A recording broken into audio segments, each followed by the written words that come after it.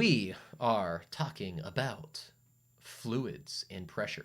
So this is our first video for fluids and kind of fluid dynamics and fluid statics for the AP Physics 2 class. And we're going to start off with just some intro background content. So let's start with this. When we think about matter in general, right? We've probably learned maybe back in middle school, maybe in grade school, whatever, that there's 3 states of matter. And, if you're following along with the videos, you might be like, oh, I know what these are. We've got solids, liquids, and gases, right? And we know, solids have some defined shape. Liquids generally take the shape of their container under the influence of gravity. They flow. And gases just take the shape of whatever volume they're in. They'll just kind of float around. They will separate depending on densities, generally speaking. They do some kind of weird stuff. But we've generally just lived in a world of 3 states of matter, okay? Maybe you've heard a little bit about other things, but there's, generally speaking, just at the moment, and this is the year 2021, there's at least 20 states of matter. There's all sorts of weird stuff out there in the world of physics. If you want to, dive into that, just literally look up states of matter. You'll find things like plasmas, liquid crystals, condensates, like Einstein boson condensates and stuff like that. There's all sorts of crazy stuff that's out there in the world of matter. You could go down the rabbit hole looking at this stuff and specialize in one of them. What we are going to focus on for the moment is we are really going to focus on liquids. We're going to focus on liquids. Really, we're going to be talking about fluids in general, liquids, fluids. And then whenever we get into thermodynamics, we're going to pretend that pretty much everything is acting as kind of like a gaseous state. So we're really going to ignore solids just at the moment. Who cares? They are things. We're going to focus on liquids first, and then we're going to kind of transition our way into gases. Okay? And just as a general overview, one of the things that you might remember regarding liquids is a density.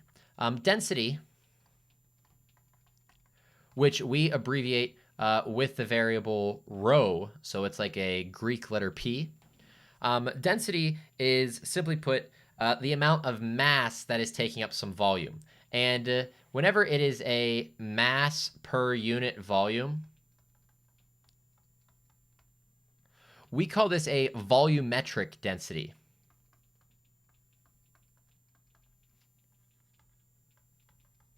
Simply because it is per unit volume. Technically speaking, densities don't have to be per unit volume. If you go and check out our E&M videos, our electricity and magnetism, we actually saw that we could have other ways of referring to density. We could have densities for a surface area, and we could have linear densities. So for our surface area densities, that was like a mass per area for a surface area. And if we had a linear density, such as what is the mass of a length of rope, that is a mass per unit length. So this is a linear density. We're not going to really pay attention to surface area densities or linear densities. When we're talking about fluids, we're really going to talk about volumetric densities, kind of the classic density. But, just so that we're aware, we can have other types of densities here, surface areas or linears as well, okay? Now, as scientists and as physicists here, we really like density. Density makes sense in terms of units. It's mass per volume, so we could say it's like kilograms per meters cubed, a length times width times a height, meters, meters, meters, we get meters cubed. Or we could say something like grams per centimeters cubed. These are units. We understand the world of units. We can do dimensional analysis with units. But for a number of reasons, it sometimes is actually better to not use units. And one of the things that engineers especially like to use is something known as specific gravity. Specific gravity is a unitless quantity, and it essentially represents a density. A specific gravity is measured by the density of your fluid divided by the density of water, H2O. And the cool thing about this is that this turns out to just be some number. If we take a look at this, this is some unit of density, kilograms per meters cubed, divided by kilograms per meter cubed, and we get a number here. And the really cool thing about this is that the density of water, H2O, we've defined it to be 1 gram per centimeter cubed, or 1,000 kilograms per meter cubed. That is the density of water. So whenever we divide it by the density of water here, the density of fluid divided by the density of water, we get the density of the fluid back. If you had something like maybe mercury, which has a density of like 13,000 kilograms per meter cubed, like you just get here as the number 13,000, which is kind of cool. It's a unitless quantity for specific gravity. This is really an engineering thing. It pops up a lot in engineering because units, we kind of want to get rid of them so we could just kind of use things in a more generalized case. We're really going to be focusing just on our proper units of kilograms and meters cubed. But if you ever see something like specific gravity and you get a number there, just think it is the density where you don't have units attached to it. Okay? So nothing too crazy right there. Now, one of the things that we can also talk about with fluids is the idea of a pressure. And pressure isn't just something that's pushing down on me and pushing down on you, but pressure is pushing up, down, left, right in every direction equally. Because when we define pressure, we define it as a force per unit area. And if you've ever, jumped into a swimming pool that's a little bit deeper and you dive to the bottom of that pool, you might feel that there's like a kind of a pain in your ears or a pressure on your ears. Or if you go on an airplane and you go way, way, way up into the sky, you might find that your ears pop. Or if you're driving through the mountains, your ears might pop a few times. Well, that's because the pressure is changing and your ears are popping in order to like kind of equilibrium or reach an equilibrium point with the pressure around you. So it is a force per unit area. That's how we can think about pressure. Mathematically, we could say pressure, which is a capital P, is equal to a force per unit area. And one of the wild things about pressure is it is a scalar. It is a scalar. Even though force is a vector here, pressure is a scalar. It's acting in every single direction equally, so we actually don't worry about the true direction it's acting in. It is a scalar quantity.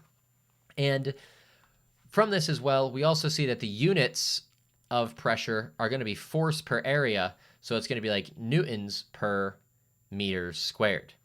Instead of writing these as newtons per meter squared, we write these as pascals, which are PA is how we abbreviate that. That is a pascal.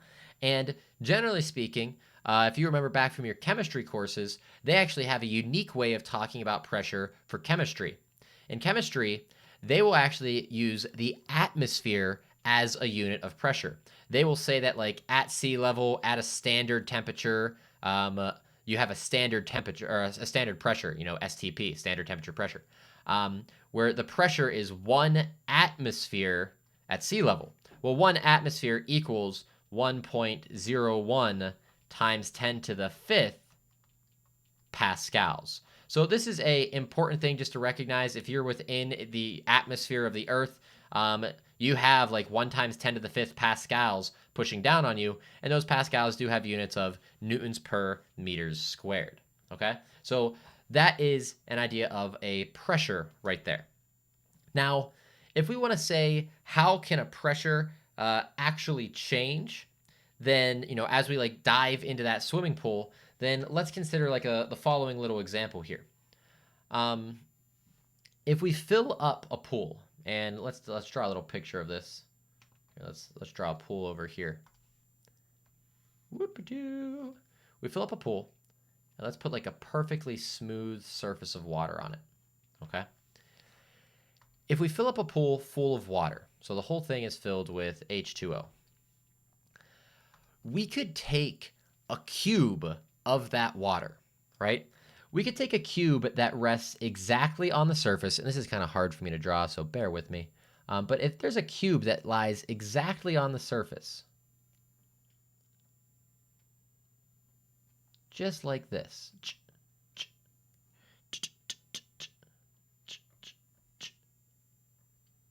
Be a better drawer. Come on, bots. There we go. Okay, so there's a cube that exists just like that there, where this here is some delta H. It's some height of the cube, and the top has some surface area, A, right? It's given by a length and a width. We can actually determine what the pressure is at the bottom of the cube. We can determine, what is our pressure down here. So what's going on at that position? Well, the way we do this is kind of interesting. What we'll start off by doing is we'll state the following. We just know that a pressure is a force per area. That is something that we've defined pressure to be. And if we think about this block right here, well, this entire block has some mass associated to it, right? If we think about, what is the force that is acting from this block has some mass, and that mass has a weight associated with it pulling downward. And if we take a look at this and we kind of think about it, at the bottom here, the entire weight of this cube is above it. So if we think about the force acting here, that force is the weight, which is m times g, because weight equals mass times gravity. And we can divide that by the cross-sectional area of the block, this right there. Now, one of the interesting things about fluids when we start thinking about them is it doesn't really do well to think about them in terms of mass. Instead of thinking about things in terms of mass, it's best to think about fluids in terms of density. But we can do that. We know that a density equals a mass per unit volume, and that means that a mass is a density times a volume. So we can replace this mass here with rho v times g. So we just replace the mass here. And then we divide that by a cross-sectional area.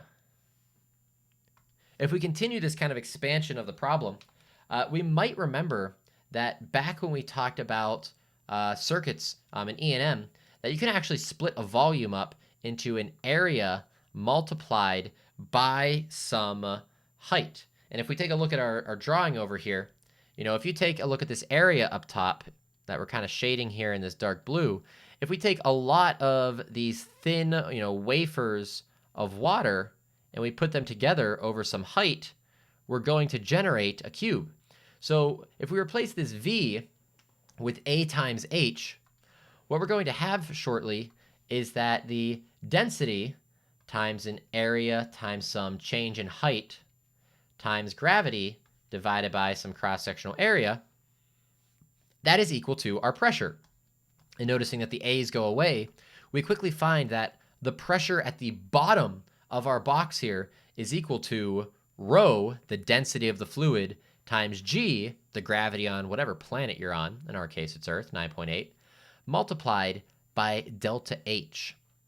This is the pressure kind of like at some depth in the fluid. And the really cool thing about this is really a change in pressure.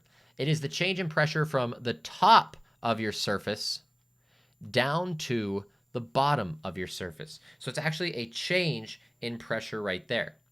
And note, the area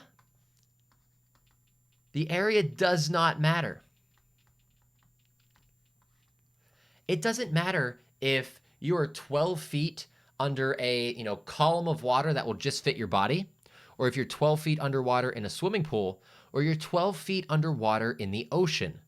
No matter where you are, as long as you are on Earth under the same fluid, the only thing that matters is your delta H.